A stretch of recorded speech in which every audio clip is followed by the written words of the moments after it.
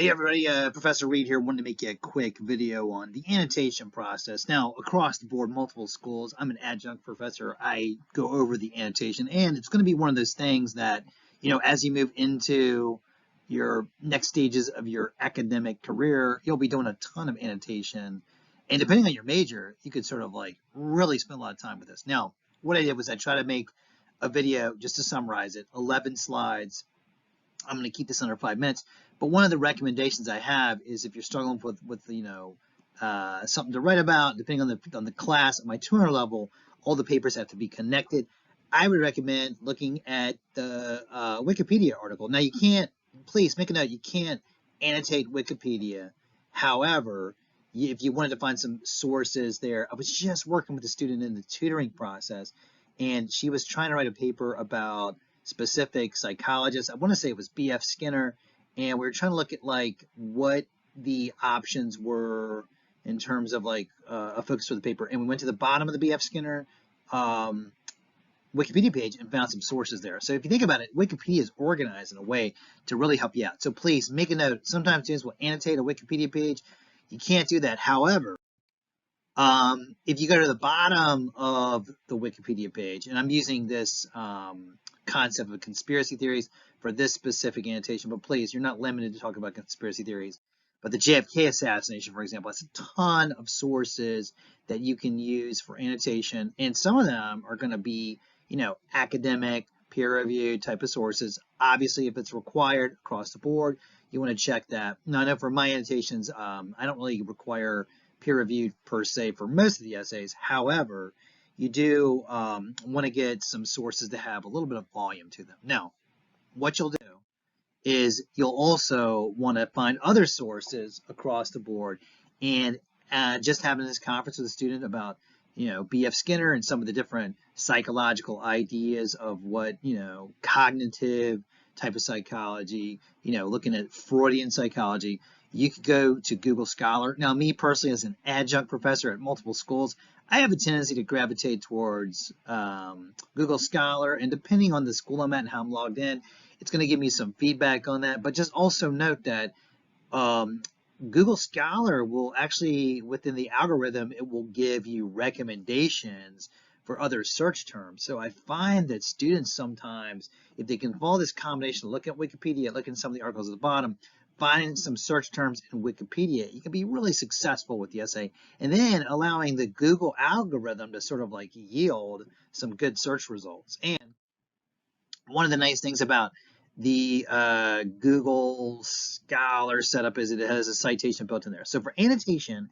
that's the original point of the video, you want to make sure you find whatever amount of sources. I know for the papers this semester, it's either 3 or 4 sources.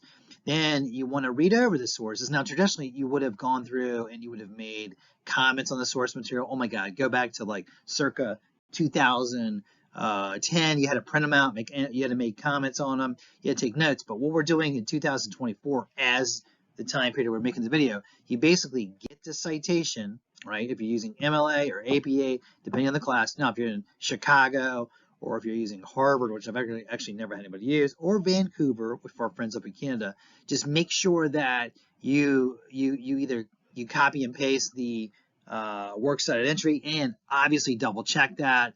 You want to familiarize yourself with that. I would say as as a professor for a couple years and as a tutor, it's always best to check it, verify that, because a solid librarian, one that I speak very highly of, this librarian told me that the citations were generated by AI technology. So, oh my gosh, AI is impacting every part of the world.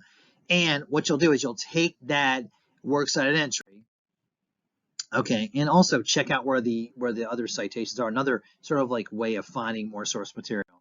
And you'll want to look at some other articles, but you'll take that citation, okay, and you'll see it there, the citation, and you'll put it onto a single document. Now, this is set up for MLA. You would still want to have the header with your name, my name, Professor Reed, class, and the date. Remember, in the British style, as they call it. And you're going to want to put the citation there, and then you're going to want to put underneath the citation, you're going to want to put a summary of the source material, and you want to indent it slightly. Now, I know a website like Oh, easy, but it actually has a Dropbox for annotation, sort of create it for you. But once again, double check that. So annotation, if it's 3 or 4 sources, you're going to use Wikipedia. You maybe start it off as just a quick read. Then you're going to want to go to like a database. We're looking at Google Scholar. You're going to want to copy the citation entry, the MLA or APA citation entry. Same basic concept, a little bit of nuances to it. Then what you'll do is you'll add the answers only to the questions, and I'll basically create a summary for it. And the questions are right here. So let me read them to you. I know I'm over 5 minutes, damn it. Okay, so what is the main or most significant idea of the source? What is the writer trying to do? Who is the intended audience? What parts of the subject of the source de-emphasize or emphasize? What assumption does the writer make about the topic or audience? Is there a bias or slant to the source? Ooh, a lot of discussion about that these days in this very politically charged time period. Are there obvious omissions that seem important to the ideas being discussed? And does the evidence clearly support the writer's main idea? Okay, so now those questions, those 7 questions there, are what you want to answer. And if we go back to that last slide, they're going to be the ones that you plug in. You're going to take the answers for those and basically put it underneath the works cited entry that you got from Google Scholar, what have you, that you double checked. Okay, so you're going to add that below it, and it's going to create a document that would basically be source 1, citation. You're going to put the answers to the questions underneath it, and you'll do that for the 3 or 4 sources you're going to use. Now, with most of my classes, we have an assignment where you have to do a counter-argument rebuttal, and I think these questions are sort of tailored to try to find, some more complex types of analysis of your source material, but it's basically summarizing the source material. Now, you may move forward once our time together is done, which is relatively sad. You'll move forward and you'll probably have another instructor, professor, teacher, what have you. I don't know if you want to do annotation in your own spare time, but if you do that as well, then you're going to want to double check with that professor to see if what they sort of like what they think annotation is. I've used these questions for years. I think it gives a really good summary of it, but I have seen other professors, because I tutor, I have seen professors use no questions, and some people will give other questions as well. But these are the ones I use. So if you go through and you answer these questions and plug them right beneath the works cited entry for all 3 or 4 your sources, you should be all set.